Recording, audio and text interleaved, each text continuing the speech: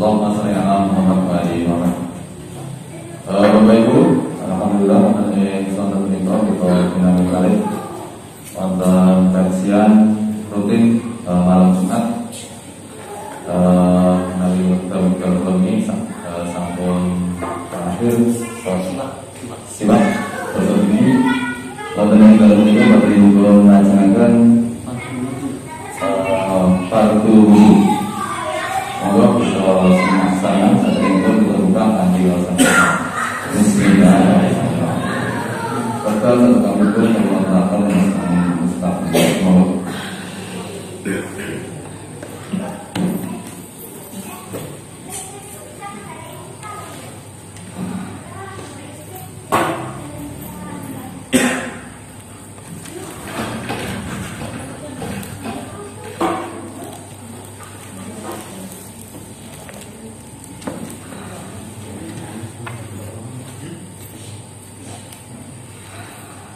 Maaf ini pelindung wajah saya ketinggalan pakai kok. Oke.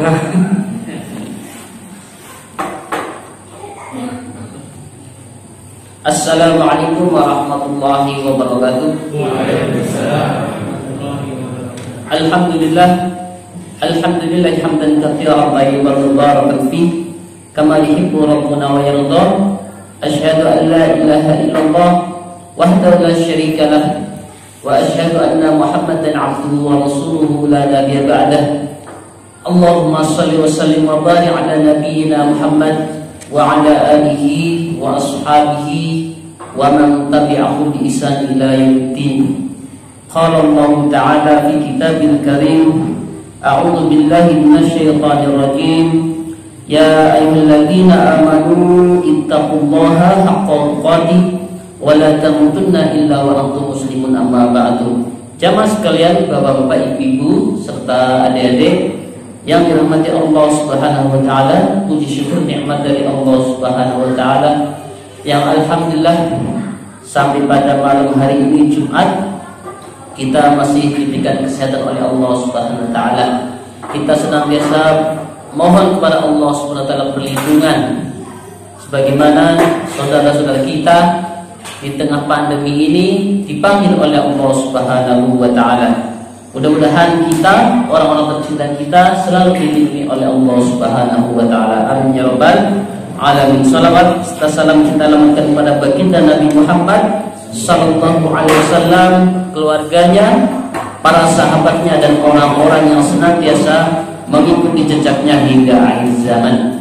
Jamaah sekalian, bapak-bapak, ibu-ibu serta adik-adik yang dirahmati Allah Subhanahu wa taala, alhamdulillah tidak terasa sedikit demi sedikit ya pengajian kita dimulai dari bab akhlak, adab dan akhlak sampai pada malam hari ini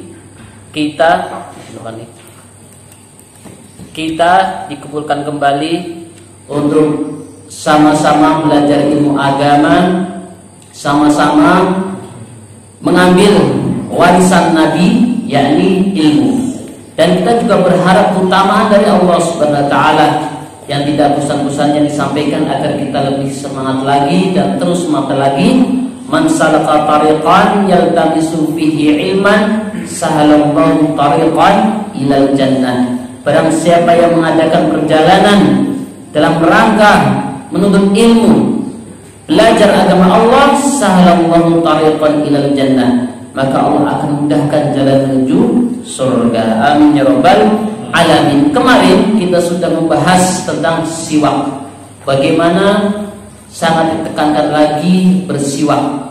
Salah satu di antaranya ketika bau mulut kita berubah, entah itu makan jengkol, makan pete, ya, atau makan sate yang ada daun bawang biasa mentah ya, sehingga merubah bau mulut kita. Disitulah ya sangat ditekankan. Atau ketika bangun tidur, terutama bangun tidur hendak melaksanakan qiyamul lail. Pada malam hari ini kita akan bahas tentang furudul wudu yang kita sedikit demi sedikit.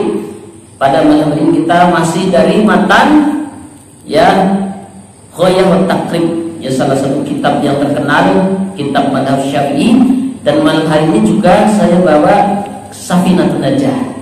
Dan saya sudah murojaah juga di rumah, tapi lewat komputer tentang Kifayatul Akhyar masih dengan madhab Syafi'i. Jamaah sekalian dirahmati Allah Subhanahu wa taala, furudul wudu'i sittatu asya. An-niyatu 'inda ghuslil wajhi, waslul wajhi, waslul yadaini ilal mirfaqaini, wa mashu ba'dir ra'si, waslul rijlaini ilal ka'bain, wa tartibu 'ala ma dzakarnahu. Jadi fardu atau kewajiban wudu itu ada 6. Ya. Jadi penting sekali untuk kita pahami kenapa ulama membuat pembagian seperti ini. Yang pertama adalah agar memudahkan penuntut ilmu untuk memahami ya bidang-bidang ilmu. Ya, mungkin kalau kita baca hadis tidak ada yang urutannya seperti ini. Nah, inilah pemahaman ulama agar ilmu-ilmu yang disampaikan oleh Rasulullah sampai kepada manusia dengan pemahaman yang sangat mudah. Pentingnya kita beragama di bawah bimbingan ulama. Salah satunya dalam hal masalah fikih. Ya, kenapa dibuat seperti ini? Agar kita mudah memahami apa saja yang masuk bagian-bagian dari yang diwajibkan dalam wudu. Ya, kita tidak bisa mengambil sebuah hukum dari sebuah hadis kecuali atas bimbingan ulama. Ya, makanya pentingnya kita ketika beragama ya merujuk pada pemahaman ulama ya, agar lebih selamat. Ketika kita ya, terjebak dalam perbedaan, hindari debat kusir. Kita lihat bagaimana ulama membahas. Nah, ketika di situ memang masuk ya bila perbedaan, ya kita legowo sebagaimana di awal kita bahas fikih. Barang siapa yang tidak memahami perbedaan, tidak legowo dengan perbedaan, maka dia tidak paham fikih. Makanya selamatlah orang-orang yang ketika ya terjebak dalam perbedaan, dia di bawah bimbingan ulama. Jadi salah satu faedahnya melihat ulama membuat pembagian ini agar kita mudah memahami, ya, agar mudah memahami. Karena kalau kita tidak melihat ini, kita susah, ya. Apalagi malas baca buku hadis, ya sekarang banyak. Apalagi zaman sekarang, ya rata-rata lemah literasi, baca WA panjang saja di skip atas. Ya kalau ada WA panjang langsung dilewati, ya. Jadi nikmatnya kita beragama di bawah bimbingan ulama. Yang pertama adalah an-niyah. Niat. Nah, niat itu ya pengertian umum adalah al-qasdu. Cara gamelannya adalah keinginan yang kuat, keinginan yang teguh untuk melakukan perbuatan. Nah, di kita itu kalau niat, yang namanya niat wajib diucapkan. Nah, ini kita perlu pahami niat dalam istilah syariat. Niat itu adalah menyengaja dalam hati, kesadaran diri untuk melakukan sebuah perbuatan. Itu sederhananya. Itu niat. Di kita itu terbiasa yang namanya niat pasti diucapkan. Ya, padahal di kita nek panjenengan adzan misalnya siang hari, itu kan adzan jenengan pasti ke tempat wudhu kan, berarti itu sudah masuk dalam niat mau berwudhu. Kenapa? Sadar, ya, menyengaja al-qasd sudah lagi untuk melakukan perbuatan wudhu, masuk dalam niat. Kecuali ditanya misalnya malam Jumat, ya sudah adzan maghrib, mau kemana? Mau ke masjid ikut pengajian. Lah itu perlu dikatakan apa? Ada pertanyaan sehingga apa? Dia mengucapkan niatnya. Tadi secara umum niat itulah keinginan yang teguh, yang kuat untuk melakukan perbuatan. Nah, terlebih di sini di syarah dari sini juga tidak dijelaskan, ya, dalam bab niat ini tidak dijelaskan atau dinukilkan redaksi lafaz-lafaz ketika meniatkan sesuatu, misalnya nawaitu itu tidak disertakan. Jadi di syarah, jadi nih bagi panjenengan yang baru belajar tidak usah bingung. Wah, mau wudu butuh nawaitu, tidak perlu. Jadi yang tidak mengucapkan tidak perlu khawatir. Karena apa? Asal dari agama Islam adalah mudah. Ya, asal dari agama mudah. Yuridu bikumul yusra wala yuridu bikumul usra. Allah hendak menginginkan itu kemudahan, tidak menginginkan kesulitan, termasuk dalam hal niat ini mudah. Kenapa? Yang dimaksud niat dalam syariat adalah kesadaran hati, niat yang kuat untuk melakukan perbuatan. Misalnya sudah dengar azan sore hari, matahari sudah tenggelam, panjenengan ke tempat wudu, berarti sudah masuk dalam dirinya niat untuk berwudu, sekalipun tidak dilafadzkan. Ya, sekalipun tidak dilafadzkan, jadi tidak sekalipun panjenengan tidak mengucapkan nawa itu tidak usah ragu-ragu, itu sudah masuk dalam bab niat. Kan kadang karena terbiasa melafadzkan gak yakin, aras-arasen, mang-mang, apalagi ragu-ragu. Karena niat itu sendiri adalah menyengaja keinginan kuat untuk melakukan perbuatan.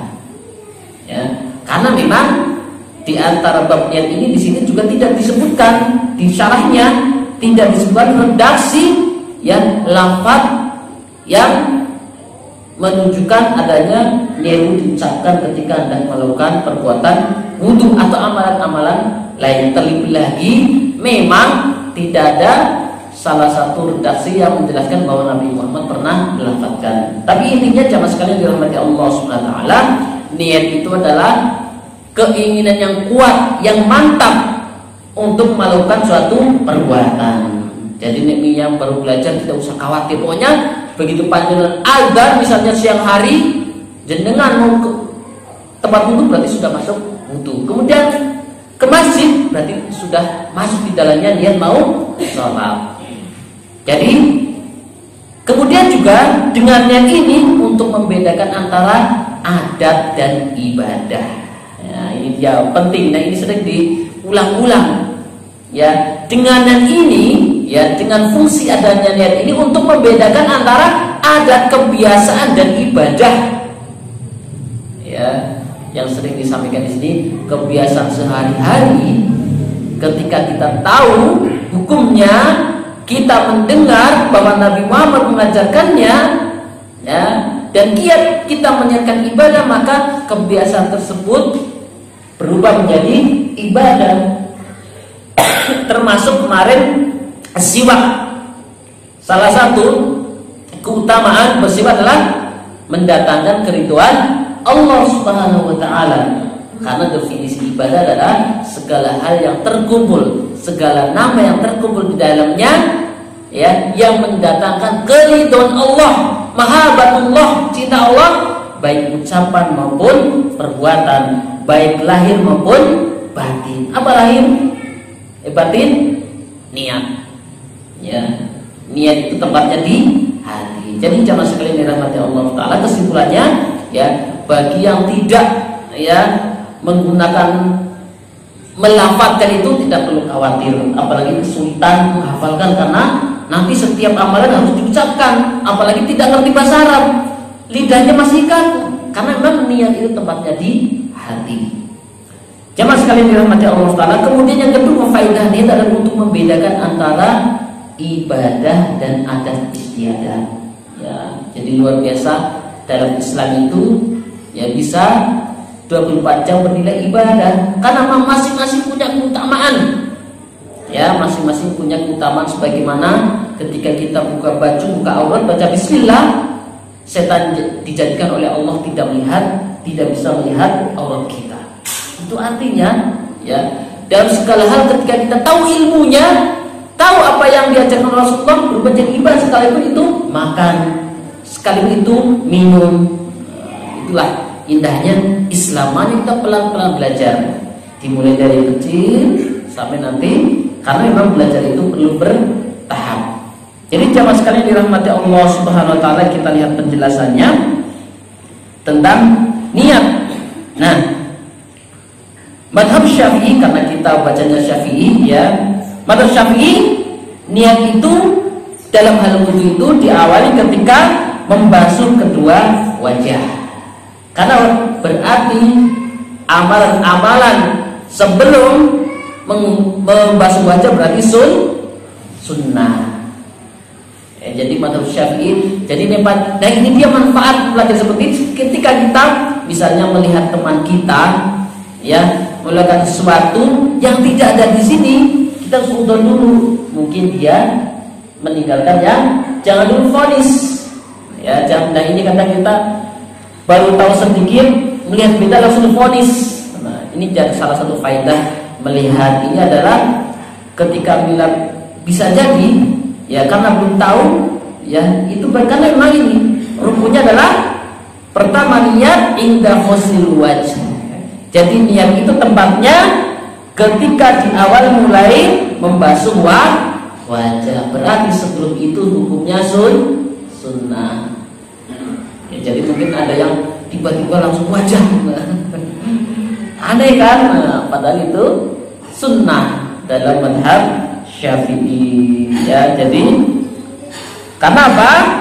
Yang pekerjaan awal yang wajib dalam wudu adalah membasuh wajah ini. Ya. Jadi pekerjaan awal dalam madhab Syafi'i ya yang awal adalah membasuh wajah. Berarti sebelumnya misalnya biasanya kan cuci tangan. Sebagaimana sunnah bangun tidur juga cuci tangan. Kenapa? Kita tidak tahu tangan kita ketika tidur di mana. Ya sampai-sampai ada kisah ya ngeyel ya di zaman Rasul itu kalau ngeyel pada Rasulullah langsung kena dampaknya.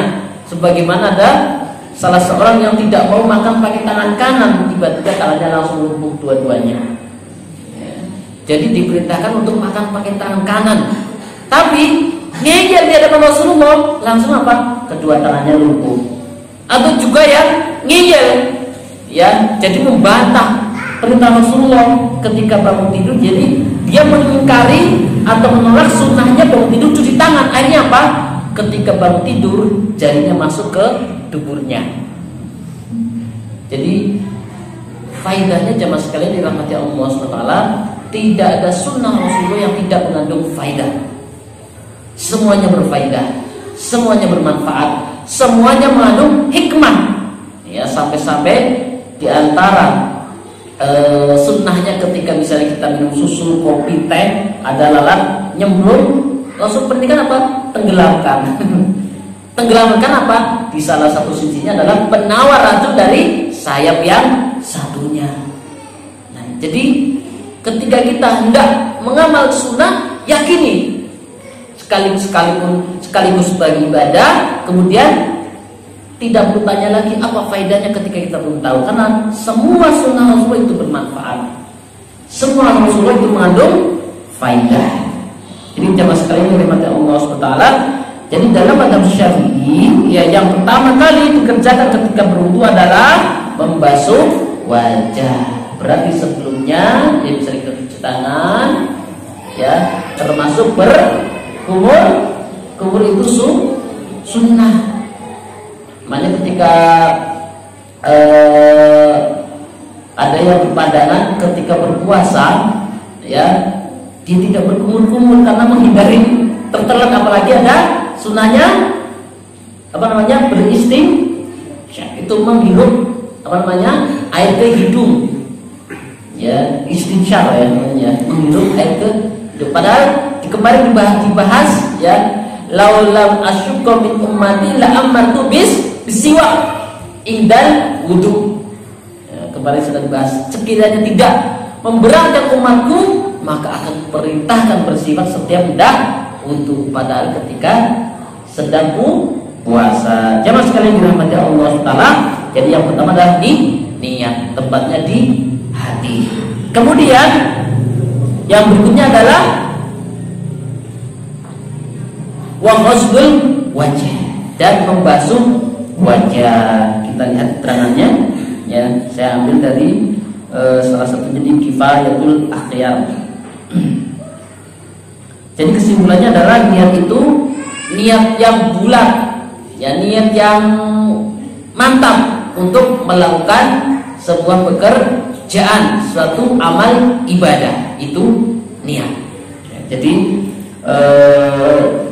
kekeliruannya adalah yang namanya niat adalah wajib diucap, padahal niat itu dalam istilah syariat ada di dalam hati. Kemudian berikutnya adalah membasuh wajah, ya.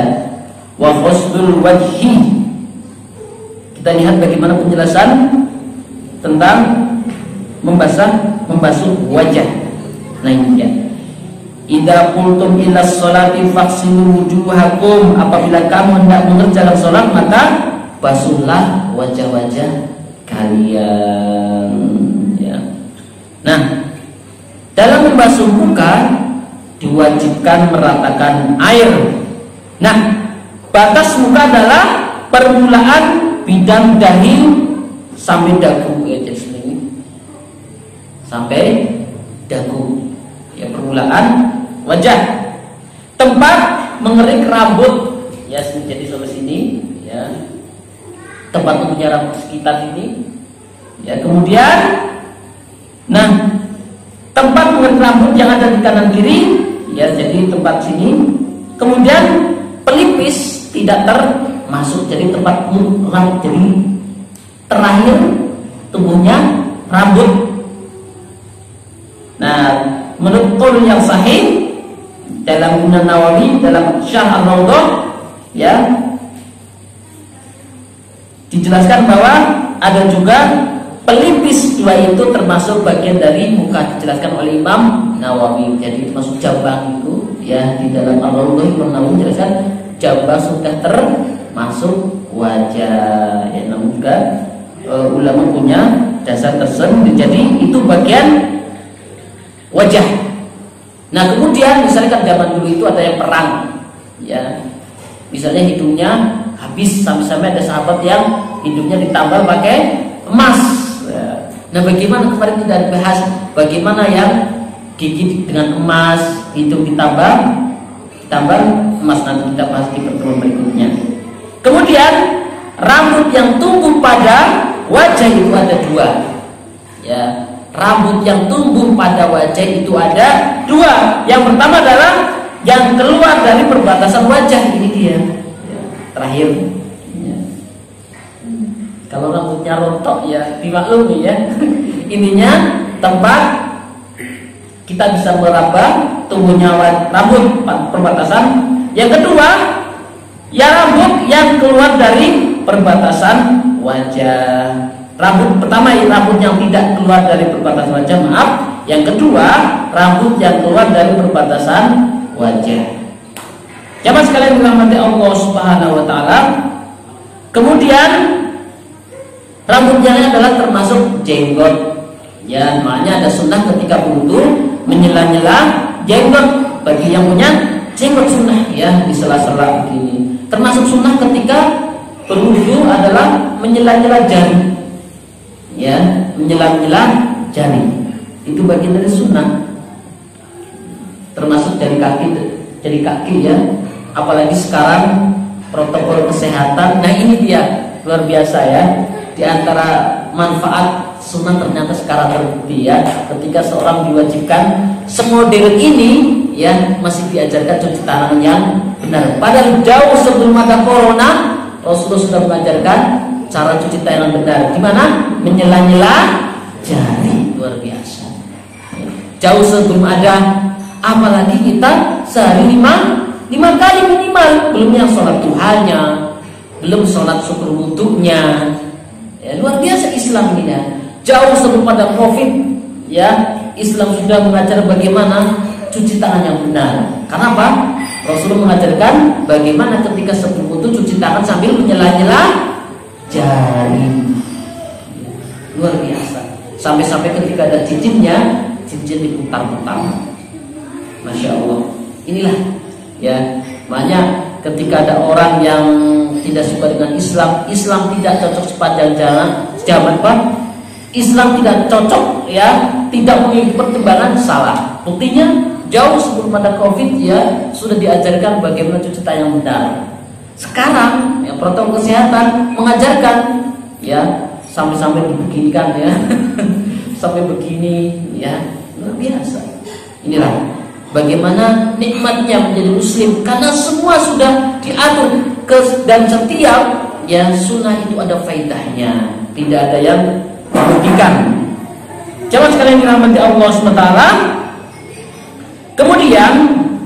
Yang berikutnya adalah sebagaimana yang ditambahkan oleh Imam Nawawi ya, dalam Kifayatul Ahyar, ya, wajib membasuh sebagian dari kepala, leher, bawah dagu. Ya, karena ada yang jenggotnya tebal, ya, ada ya. Jadi diutamakan. Bahkan salah satu keutamaan yang berwudu, kemarin di awal pas bab keutamaan amal dijelaskan tentang keutamaan berwudu. Setiap tetesan itu menghapuskan dosa. Bagaimana ketika kita membasuh wajah, bagaimana tetesan-tetesan air wudu kita dari mata wajah, dosa-dosa mengatur sebab mata, sebab telinga, hidung dan sebagainya. Ya, ini faedah. Makanya setiap amal itu, ya, salah satunya berwudu itu menghapus dosa. Ya, sebagaimana dalam khut, ya, innal hasanata yudhibnas sayyi'at, termasuk berwudu, ya, tetesan-tetesan air wudu kita. Makanya makruh setelah wudu mengelap, ya, pakai handuk, pakai sapu tangan, karena akan kehilangan keutamanya. Termasuk juga anggota wudu kita nanti sebagai tanda bahwa kita umat Muhammad. Nanti tangan, kaki, anggota wudu kita bercahaya. Disitulah Nabi Muhammad mengenali kita. Ya, makanya makin sering sholat, makin sering wudu, cahayanya makin terang. Sampai-sampai ada yang cahaya meredup, bahkan ada yang sampai wajahnya hitam legam karena tidak pernah tersentuh air wudu. Ya, makanya keutamaan berwudu adalah anggota yang terkena air wudu itu nanti menjadi tanda yang akan dikenali oleh Nabi Muhammad Sallallahu Alaihi Wasallam. Makin sering berwudu, makin sering sholat, cahaya kita makin terang. Disitulah Nabi Muhammad mengenali kita. Padahal kita terlahir jauh sekali dengan Nabi Muhammad. Bagaimana Nabi Muhammad mengenali kita? Dengan anggota tubuh kita yang terkena air wudu bercahaya, masya Allah. Mudah-mudahan kita benar-benar nanti kita diajak mampir hatta, ya, hatta talqoni ilal khut, sampai engkau bertemu denganku di telaga khut. Mudah-mudahan kita termasuk yang diajak mampir ke telaga Rasulullah Sallallahu Alaihi Wasallam. Jadi sampai kata Imam Nawawi, sampai dagu bersama dengan membasuh mukanya, terlebih yang memiliki jenggot panjang. Jamaah sekalian dirahmati Allah Subhanahu Wa Taala, Rasulullah Sallallahu Alaihi Wasallam yang tadi sudah singgung, karena yukhallalu ya lihyatahu, bahwasanya Nabi Muhammad ketika berwudu menyela-nyela jenggotnya, ya, agar merata, ya, di sela-sela jenggotnya agar terkena air wudu. Nanti ada khusus untuk ibu-ibu, ya, misalnya lagi piknik, ya, lagi keluar kota, mampir ke masjid, kadang ada yang sampai melepas jilbabnya. Tidak perlu nanti dibahas, tidak perlu dilepas jilbabnya. Atau nanti kita bahas bab-bab khuf, ya, mengusap, ya, punggung kaki kita, nanti dibahas. Itulah Islam sedetail itu yang membahas. Jadi Nabi Muhammad SAW ketika berwudu menyela-nyela jenggotnya. Hadis Tirmidzi, ya, hadisnya hasan sahih. Yang kedua, wa ghuslul yadaini ilal mirfaqaini, ya, membasuh kedua tangan beserta sikunya. Wa ghuslul yadaini ilal mirfaqaini, sama juga di Safinatun Najah, ghuslul yadaini ma'al mirfaqaini. Ini memang dua kitab ini sangat terkenal, ya, Matan Khuyat Tertib dan Safinatun Najah. Bagian penjelasannya Allah SWT dalam Al-Maidah, a'udzubillahi minasyaitonirrajim, wa aydikum ilal marafiq, dan hendaklah engkau membasuh kedua tanganmu beserta sikunya. Jadi langsung Allah ajarkan praktik berwudu, ya. Karena, ya, ada orang bertanya, ya, ada di antara pemahaman ingkar sunnah, ya, yang tidak menerima hadis-hadis Rasulullah. Dia hanya mengambil apa yang dari Al-Quran, sehingga apa? Dia menolak sama sekali hadis Rasul. Ada yang ingkarus sunnah. Nah, saya bingung, dia praktek sholatnya dari mana? Padahal rincian kaifiyah tata cara penjelasannya dalam hadis-hadis Rasulullah. Praktek bagaimana Rasulullah SAW mengamalkan sholat. Ada berwudu, ya Allah langsung dijelaskan dalam Al-Baidah ayat 6.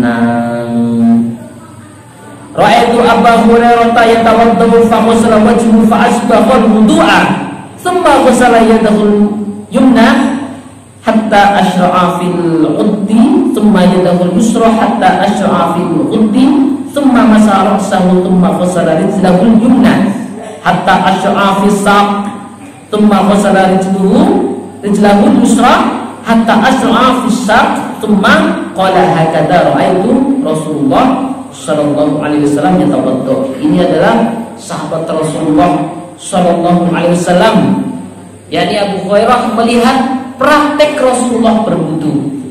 Nah, ini Abu Hurairah menceritakan sambil mempraktekkan.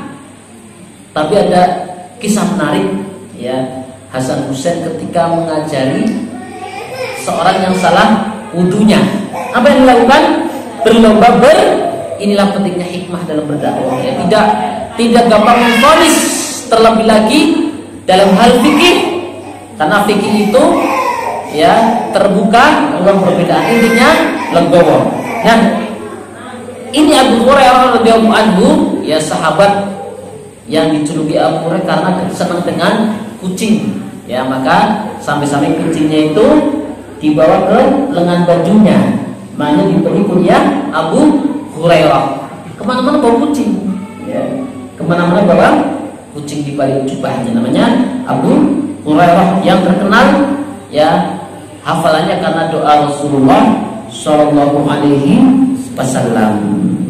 Abu Hurairah menceritakan membasuh wajahnya, kemudian ia menyempurnakan wudunya, lalu mencuci tangan kanannya hingga awal lengan atasnya, ya, jadi begini sampai. Nah, ketika berwudu, ya, kalau dikira kebanyakan dari sini, ya, padahal dari sini.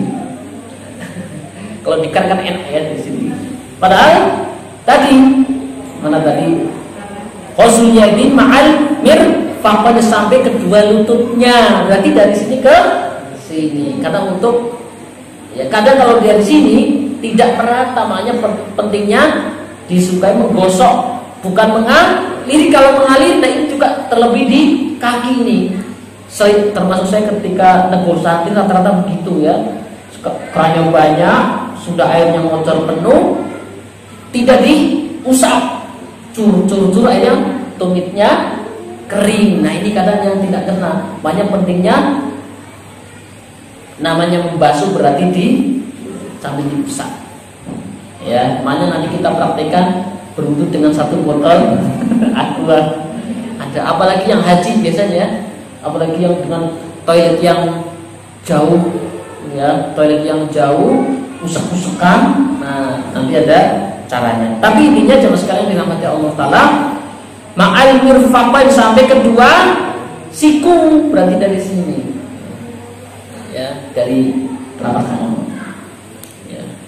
Yang jelas teman dari awal membasuh sambil menyelah-nyelah, ya, kalau sampai siku, kadang dikira enak, ya, dari sini.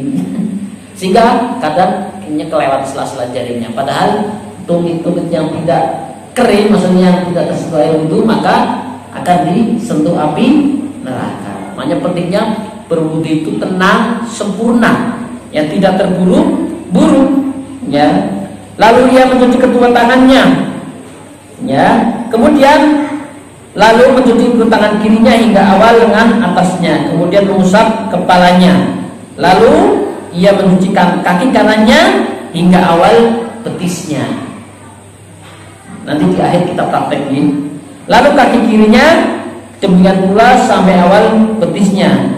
Kemudian dia berkata, demikian aku melihat Rasulullah Shallallahu Alaihi Wasallam. Demikian juga praktek wudu yang dijelaskan oleh Utsman bin Affan dalam Al-Muwatta. Ya, Utsman bin Affan juga pernah mempraktekkan ya tata cara wudu Rasulullah SAW yang dinukil oleh Imam Malik dalam Al-Muwatta seperti ini juga. Termasuk fokusnya adalah bagaimana ketika menghirup air yang disatukan dengan mulut dan hidung. Kalau kita kebiasaan dipisah ibu ya Pak ya. Nah itu Utsman bin Affan ya menggabungkan ketika mengambil air satu paket, satu wadah ini mulut dan hidung, satu itu yang dipraktikkan oleh Utsman bin Affan. Jamaah sekalian dirahmati Allah Subhanahu wa taala. Kemudian yang berikutnya adalah masku syai'in minar ra'si. Kalau di sini wa masku ba'dir ra'si, mengusap sebagian kepala. Nah ini termasuk nanti dibahas bagaimana ibu-ibu ketika ya berwudu di luar rumah atau di masjid. Kadang ada tempat wudu yang di luar, tidak ada tempat wudu khusus wanita yang tertutup. Kan ada memang beberapa masjid yang sampai malah ada satu masjid tempat wudunya satu. Nah bagaimana menyikapinya? Takut auratnya kelihatan oleh laki-laki yang bukan mahram. Nah kita lihat sedikit pembahasannya.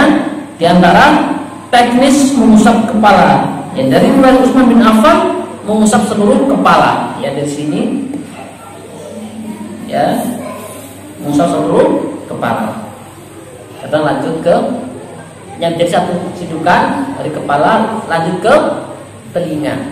Ya ini dari Utsman bin Affan, beliau memulai dari depan kemudian ke belakang ya, mulai dari depan tubuhnya, rambut, kemudian ditarik ke tengkuknya ya begini ya, datang ke tempat semua. Ini hadis riwayat Bukhari. Jamaah sekalian dirahmati Allah. Jadi yang pertama seluruh kepalanya ya, seluruh kepalanya. Yang kedua ini teknis mengusap kepala. Yang kedua mengusap jambul, kemudian dilanjutkan mengusap sorban sampai tengkuk. Jadi begini ya, jambul, kemudian mengusap sorban. Ketika pakai sorban yang susah dibuka, yang pakai apa ya? Kan berat itu, kalau peci ditaruh ya. Ini berlaku untuk yang pakai susah dibuka, yang sampai berat, kan ada orang-orang yang diikat begini. Kalau kita gampang. Jadi jambulnya terus diusap belakangnya. Sebagaimana riwayat Mughirah bin Syu'bah bahwa Nabi Muhammad yang berwudu mengusap jambul kepala dan sorbannya lalu mengusap sepatu khuf. Biasanya ketika kalau nanti kita detailin di khuf, jadi kalau mukim bisa dingin ya, pakai kaos kaki terus ya, itu 1 hari. Tapi kalau safar 3 hari, dengan catatan ketika memasukkan kaos kaki atau sepatu ya ini harus ketika suci. Jadi sepanjangnya bisa seharian pakai karena musim dingin yang mencekam ya, ekstrim ya, bisa ketika suci dulu masukkan kaos kaki yang tebal, ketika wudu cukup diusap atasnya. Inilah lagi-lagi kemudahan Islam. Islam itu tidak memberatkan ya, tidak merepotkan, jadi selalu ada solusi. Ya, ada solusi alternatif ketika seorang beribadah terjebak pada kondisi yang memberatkan. Yang ketika dipaksa nyawanya panggilan, atau minimal ketika dipaksa dia akan jatuh sakit. Sebagaimana bab di awal ya, ada seorang salah minta fatwa ya, salah minta fatwa ya, seorang yang belum tahu. Ketika itu ada sahabat Rasulullah yang memiliki junub, padahal kepalanya sedang terluka habis perang. Apakah saya wajib mandi? Iya wajib mandi. Ketika mandi ternyata masih ada luka kepala, mati. Nah padahal cukup bertayamum. Jemaah sekalian dirahmati Allah Subhanahu wa taala. Jadi yang kedua mengusap jambul kemudian melanjutkan sorban, yaitu teknis yang kedua. Yang ketiga mengusap sorban saja, ini termasuk ibu-ibu ya, boleh atasnya, tidak perlu melepas jilbabnya ya, cukup diusap atasnya tanpa ada bagian rambut yang terkena usapan. Nah, ini keringanan bagi ibu-ibu yang ketika wudunya di luar ruangan atau tidak aman ya dari penglihatan laki-laki yang bukan mahramnya. Jadi ya diusap atas jilbabnya saja, ya di atasnya saja tanpa mau lepas, karena sampai dari dulu kerepotan. Ya sudah antri, ya tempat wudunya dikit antri, ya merepotkan. Nah, ini solusinya. Padahal zaman dulu ya itulah Islam ya, sudah dibuat sedemikian rupa sehingga cocok sepanjang zaman. Kalau dulu kan enak ya, memang pada di rumah-rumah jarang safar, apalagi tidak ada ya piknik keluarga. Kalau sekarang piknik keluarga dan sebagainya, karena ketika kumpul di masjid antri, terlebih lagi tempat wudhunya kurang. Ya ini, jadi cukup ibu-ibu mengusap atasnya saja. Berdasarkan dengan Amr bin Umayyah, beliau melihat Nabi Muhammad SAW mengusap sorban, ya mengusap sorbannya saja, ya tanpa mengenai. Kalau di yang kedua itu ada sisa rambut jambulnya. Kalau kita namanya apa ya? Rambut yang depan itu namanya. Itu rambut yang depan gitu. Kalau istrinya jambul, ya. Nah, ini di zaman sekarang dirahmati Allah Taala. Hal sama juga dilakukan oleh Ummu Salamah, istri Nabi Muhammad SAW. Beliau berwudu hanya mengusap kerudungnya, ya, tidak perlu dibuka ibu, ya. Kalau di luar, ya, kalau di dalam rumah sama hukum seperti biasa. Tapi kalau di luar yang tidak aman, ya, cukup diusap kerudungnya di atasnya. Inilah Islam, ya. Kemudian dijelaskan wanita yang berwudu di tempat umum tidak boleh melepas jilbabnya, namun cukup mengusap bagian atas jilbabnya. Inilah kemudahan bagi muslimah yang tetap terjaga auratnya. Ada catatan penting, ya, kapan ya kita boleh hanya sekedar mengusap atasnya saja. Kapan? Yang pertama adalah memang menutupi seluruh kepala sebagaimana jilbabnya muslimah, ya, seperti jilbabnya muslimah. Yang kedua, terdapat kesulitan untuk membukanya atau sebaliknya masanya kesulitan yang tadi, ya, yang pakai lilitan panjang, ya, atau seperti yang pakai baju apa namanya COVID, ya, kan tidak boleh dilepas itu. Nah, itu keringanan itu, masya Allah, itu keringanan. Itu berlaku sebagaimana yang paling mungkin, karena 8 jam tidak boleh dibuka. 8 jam berarti inilah sebagaimana dia menahan BAB dan sebagainya, ya. Itulah kemudian Islam yuridu bikumul yusra wala yuridu bikumul usra. Jemaah sekalian dirahmati Allah Taala, karena waktunya tidak memungkinkan dan mohon maaf atas segala kekurangan. Minggu depan kita lanjut ke ya ghuslul rijlaini ma'al ka'bain dan at-tartib. Mudah-mudahan Allah Subhanahu wa taala memberikan taufik dan hidayah kepada kita dan keistiqomahan agar senantiasa kita istiqomah belajar ilmu agama. Kita bisa bersama-sama mengajak keluarga kita, tetangga kita untuk kembali berkumpul dengan sebab hadis majelis ilmu ini di surganya Allah Subhanahu wa taala. Wassalamualaikum warahmatullahi wabarakatuh.